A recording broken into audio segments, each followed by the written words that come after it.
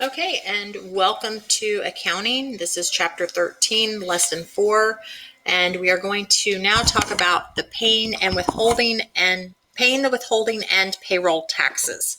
So we're still on payroll. This is our last section for payroll, and we're going to go over some of the rules associated with that. We're also going to record our cash payments journal because we had been putting some things in our payable accounts after each payroll. And then at the end of the quarter, we have to then move those out of our payable liability account and put them, actually pay them. So we're going to take them out of the liability because we're sending that money in and making the deposit like we just filled out on the form on the 941 form in the last section. Okay, so some rules. Employers must pay to the federal, state, and local governments all the payroll taxes withheld from the employee earnings as well as the employer payroll taxes. If you withhold from your employees' payroll taxes and you don't send those into the government at the time that they require, there is huge fines and penalties for doing that. The payment of the payroll taxes to the government is referred to as a deposit. The 12-month period that ends on June 30th of the prior year that is used to determine how frequently the business must deposit payroll taxes is called the look-back period. So they're going to look at June 30th and decide if you need to pay your payroll taxes semi-monthly, or if you need to do those monthly or quarterly, or how often do you have to do those. They're going to look back at June 30th of the prior year to determine that. Okay, so we're going to look at our first transaction. Are the total taxes this isn't our first transaction, but we're going to look at a flow chart here. Are the total taxes for the prior quarter less than $2,500? And all the current quarter tax liabilities within that deposit period are less than $100,000. So if you had withheld less than $2,500, and then for the quarter, and will your period be less than 100,000? If you're unsure, just answer no. But if that's a yes, then you're going to have to do your deposits by the end of the month after the end of the quarter.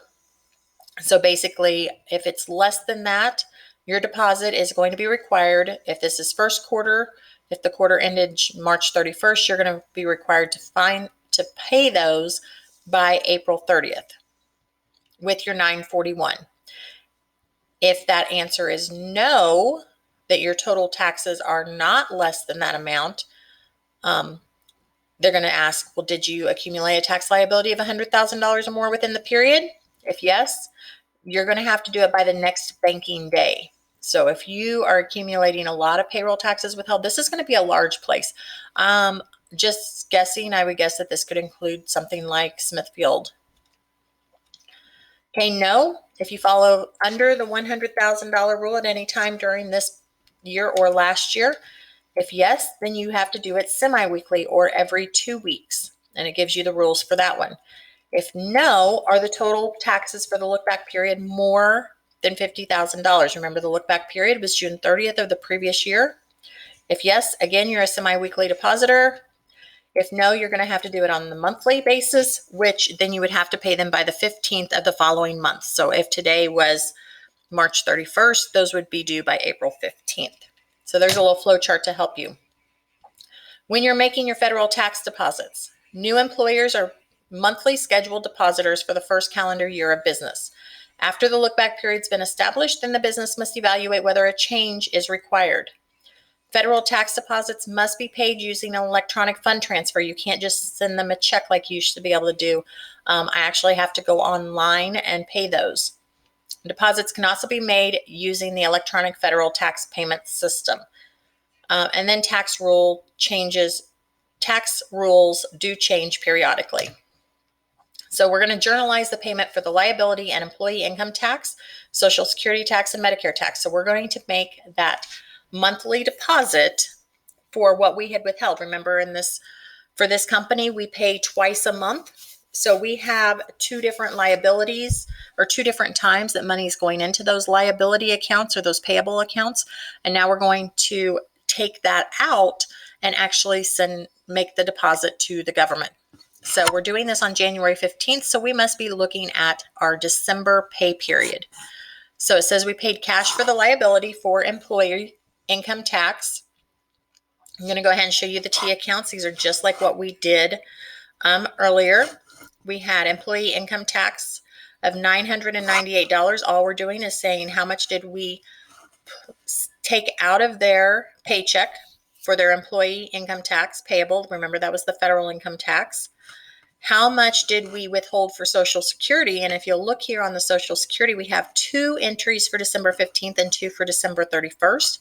That's because we withheld this amount, and then we, as the employer, are obligated to pay this amount. So same thing for December 31st. Add those 4 numbers together, and this is what we're going to get. Medicare is the same thing as Social Security. And then what is it we owe?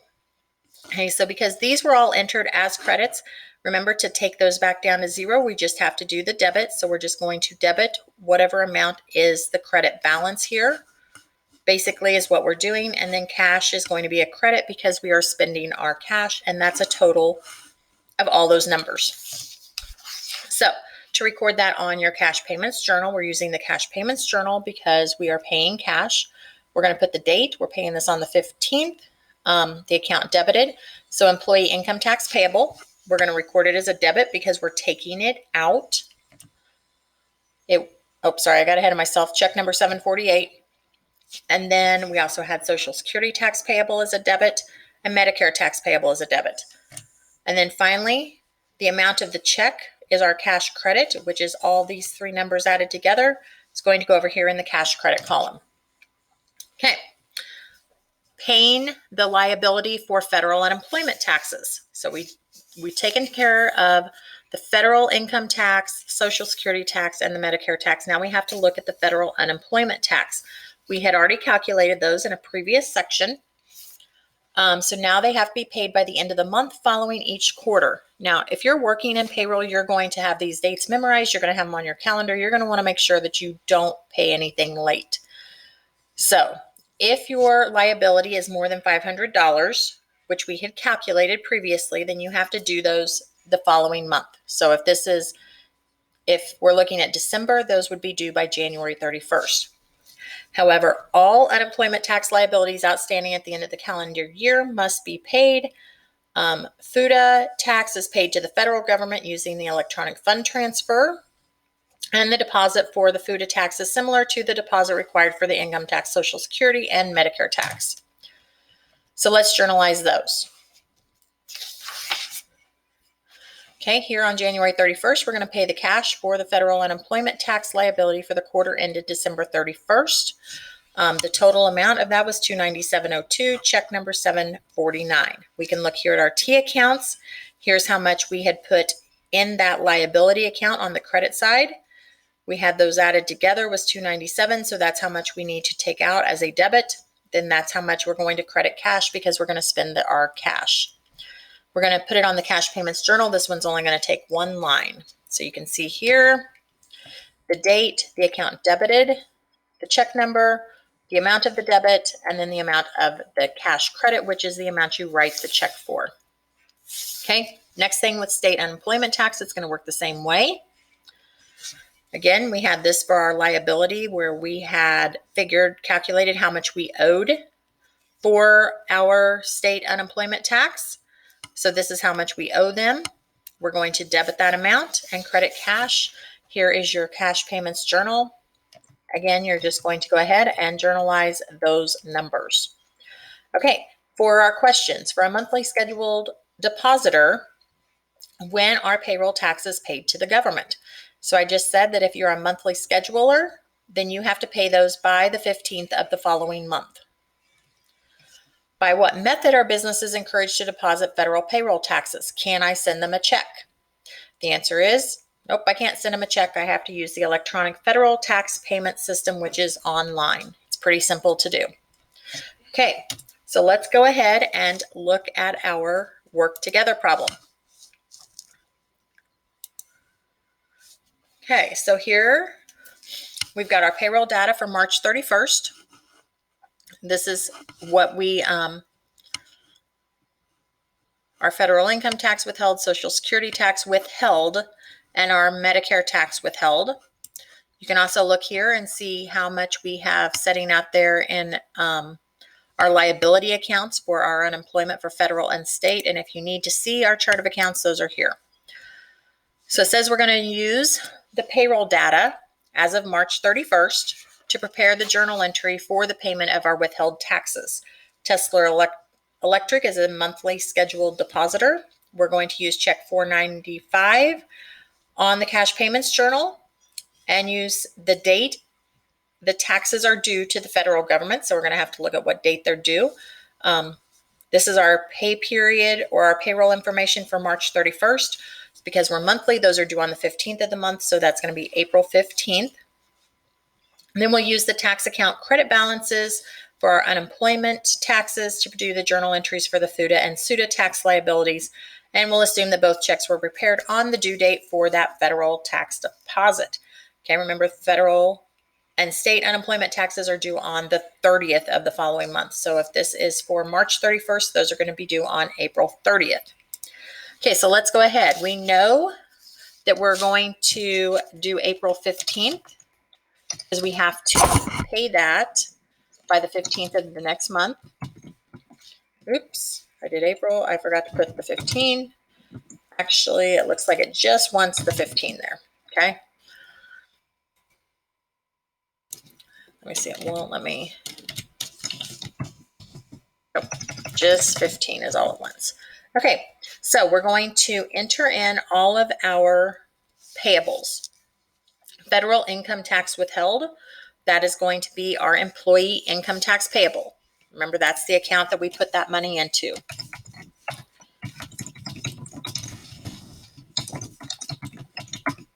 Okay, go ahead and put in our check number. It says up here we are using check 495. And that is going to be a debit because we're taking it out of that liability account. I'm going to come down here to the next line. The next one, we're going to do the Social Security tax payable. Okay, now this is how much we withheld. So we owe them that amount of money plus the amount that we are obligated to pay. So basically you're going to take this number times 2. So we're going to do Social Security tax payable.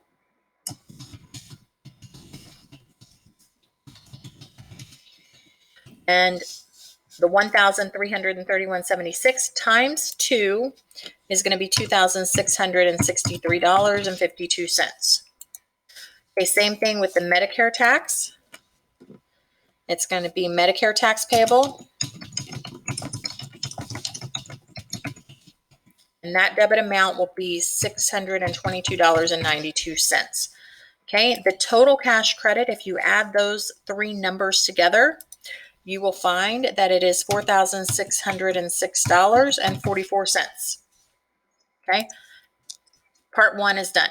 Now we just have to pay our unemployment taxes for our federal and our state. Those are going to be due on the 30th of the month. And the first one will be unemployment tax payable federal.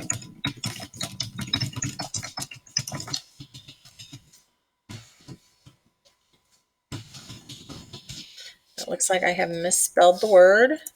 There we go. This check, we're going to, it says that this is check number 522. And the amount is $515.52, just straightforward right from there. And then we'll have a cash credit of the same amount, $515.52. Okay, the next step is the SUTA tax. So again, on the 30th.